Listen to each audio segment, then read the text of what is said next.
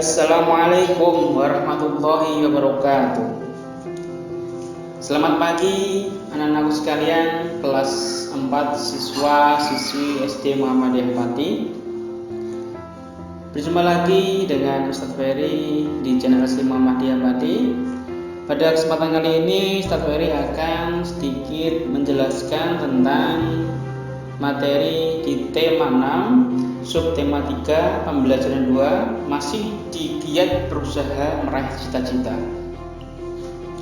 Anakku sekalian, sebelum kita mulai masuk ke materi pembelajaran, marilah kita berdoa terlebih dahulu. Berdoa mulai.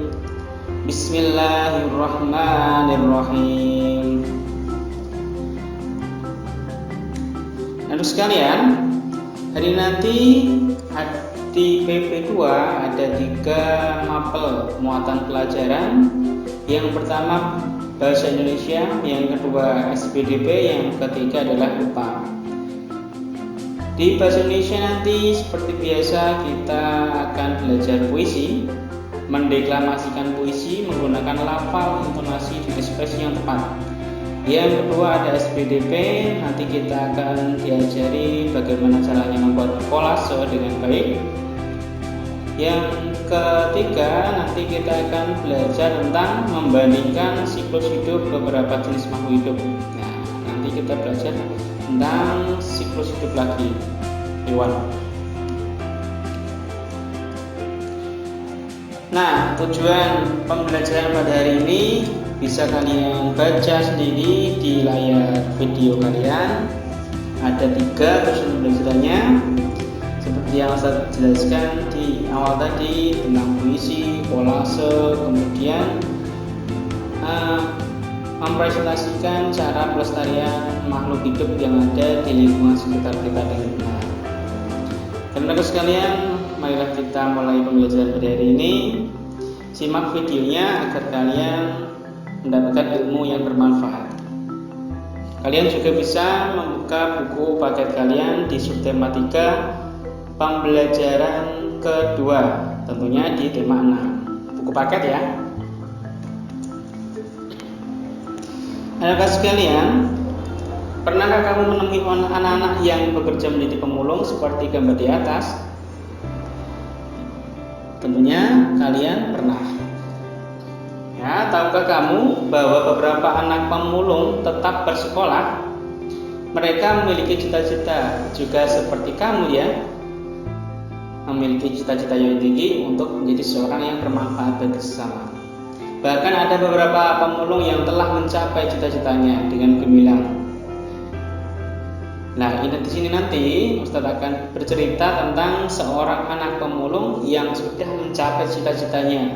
Anak pemulung bisa mencapai cita-citanya cukup mulia namanya.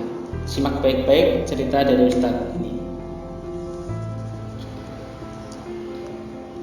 Namanya adalah Wahyudin. Judulnya adalah Aku Sarjana Pemulung. Gambarnya ada di sebelah kiri ya. Namaku adalah Wahyudin, biasa dipanggil Wahyu. Aku anak pasangan buruh tani. Aku tinggal bersama 5 saudara tiriku dan 2 adikku selain orang tuaku ya. Karena kemiskinan, tidak ada satupun dari kakak tiriku yang dapat menamatkan sekolah dasarnya. Aku pun terancam demikian, karena kami tidak punya uang untuk sekolah. Tetapi aku bertekad, aku harus sekolah. Sungguh aku pergi mengumpulkan sampah, subuh aku pergi mengumpulkan sampah, plastik, dan kardus untuk dijual. Pekerjaanku ini disebut memulung. Aku adalah seorang pemulung untuk membayar uang sekolahku. Aku memulung sejak usia 10 tahun pada saat aku duduk di kelas 4 SD.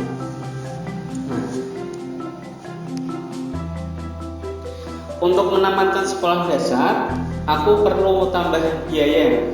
Selain memulung, aku pun mengembalakan kambing tetangga. Sewaktu SMP, aku juga berjualan gorengan. Apapun kulakukan agar aku dapat sekolah.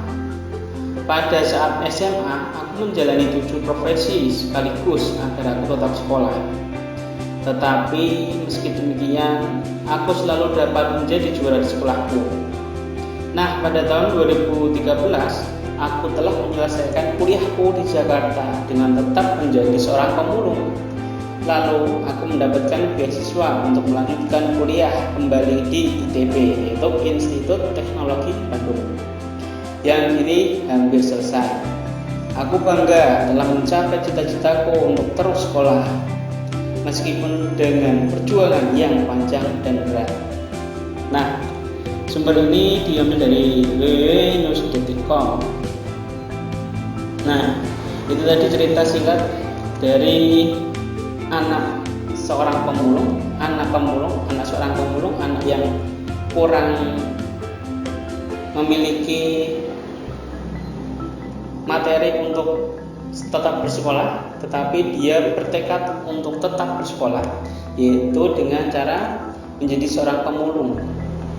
Anak usia 10 tahun ya, sama seperti kalian di kelas 4. Dia gemar berusaha untuk meraih cita-citanya dan tentunya tidak pantang menyerah, tidak putus asa dengan keadaannya.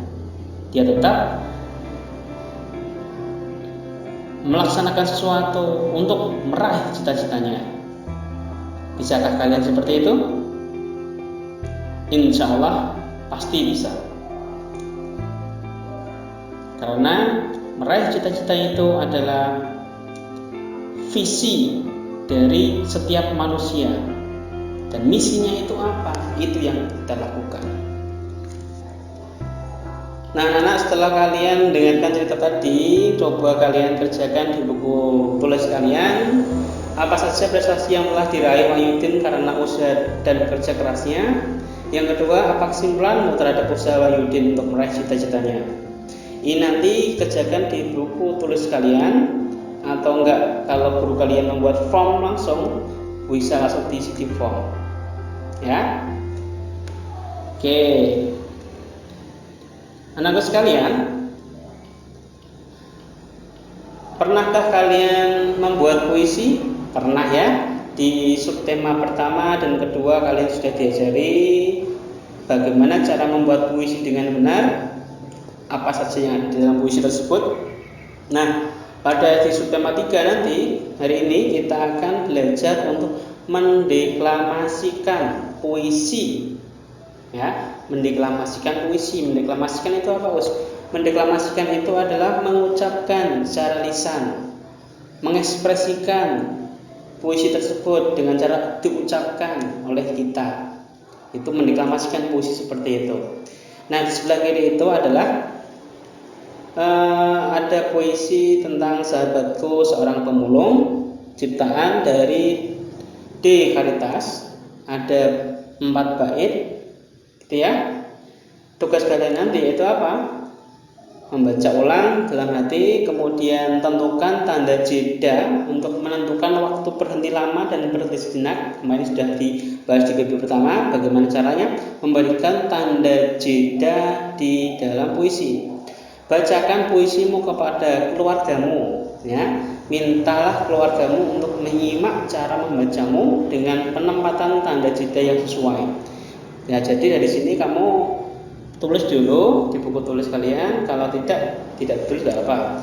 Kemudian dikasih jeda. Jedanya tak taruh di mana ya nanti ya, biar puisinya itu mengena pada hati pendengar, bisa dipahami oleh pendengar itu bagaimana ya, seperti itu. Ya, kemudian bacakan puisi tersebut dengan lafal yang jelas dan jeda yang sesuai. Kemudian direkam pakai video ya. Kemudian kirimkan video deklamasi puisimu tadi ke WA gurumu masing-masing. Kalau di 4B sama Ustaz Ferry, ya, gitu ya. Kalau 4A sama Bu Iva, kalau 4C sama Bu Zulfa. Gitu ya anak-anak ya. Kalian juga bisa melihat membuka puisi ini di buku paket kalian di tema 6 subtema 3 PB2 juga ada, di buku A juga ada. Nah, anak-anak, Tadi kita sudah mempelajari tentang puisi, tentang cita-cita dan kerja keras seorang anak pemulung yang meraih cita-citanya.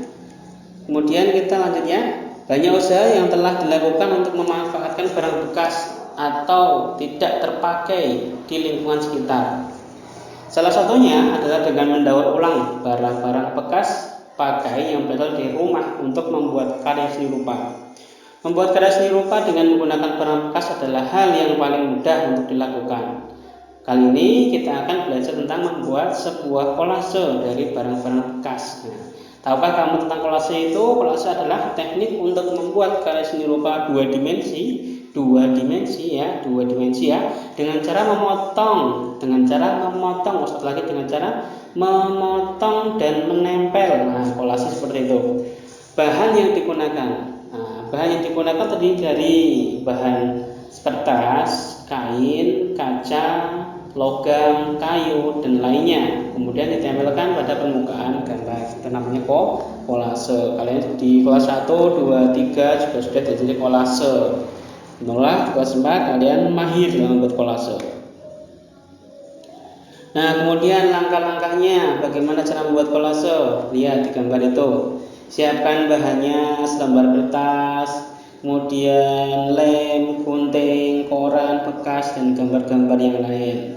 Langkah-langkahnya bagaimana? Siapkan gambar polanya dulu, buatlah potongan-potongan bahan dari koran bekas, kardus bekas, dan plastik.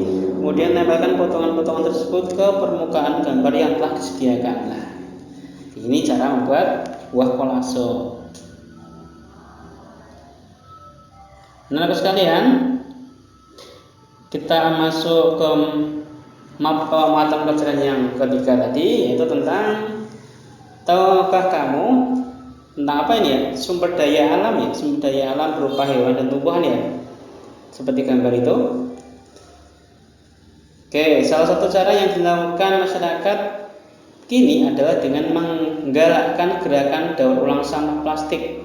Tujuan daur ulang sampah plastik adalah untuk memperpanjang usia pemakaian barang sehingga tidak perlu membeli untuk sementara. Sehingga jumlah sampah dapat dikurangi jumlahnya. Dengan melakukan penghematan penggunaan barang dari alam, kita telah melakukan usaha pelestarian makhluk hidup di sekitar kita. Nah, seperti itu ya. Sampah kalau dibuang di sembarangan tempat, terkhususnya adalah kalau dibuang di laut, sampah-sampah itu akan menutupi permukaan dan juga membuat kerusakan di habitat laut. Banyak hewan laut yang mati ya karena memakan sampah-sampah plastik tadi. Kita lanjut. Kehadiran makhluk hidup telah memberikan manfaat bagi kehidupan manusia atau makhluk hidup lainnya. Sepantasnya manusia berusaha dan bertindak untuk memeliharanya, mengembangkan dan menjaga keanekaragaman makhluk hidup sebagai sumber daya alam hayati agar senantiasa dapat memperoleh manfaatnya. Nah, hayati itu berupa makhluk hidup, tumbuhan dan hewan itu hayati ya. Mengapa dunia sekarang berada pada saat harus segera bertindak melestarikan keanekaragaman makhluk hidup? Dampak buruk yang diakibatkan karena terjadinya kepunahan terhadap makhluk hidup merugikan bagi manusia itu sendiri. Di Indonesia banyak jenis hewan, tumbuhan asli Indonesia diambang kepunahan dan bahkan sudah punah. Pelestarian makhluk hidup dapat dilakukan melalui cara-cara sebagai berikut. Simak ya, baik-baik ya. Ini cara melestarikan makhluk hidup. Yang pertama, upaya pelestarian di makhluk hidup berupa tumbuh-tumbuhan. Bagaimana caranya? Yang pertama ada kita membuat kebun koleksi, biasanya hanya untuk mempertahankan tumbuhan bibit unggul saja. Contohnya kebun kelapa di Bone, kebun mangga di Pasuruan. Yang kedua ada kebun plasma nutfah, merupakan perkembangan kebun koleksi. Contoh kebun plasma nutfah di Cibinong, LIPI dengan buah-buahan inti, talas dan suwok.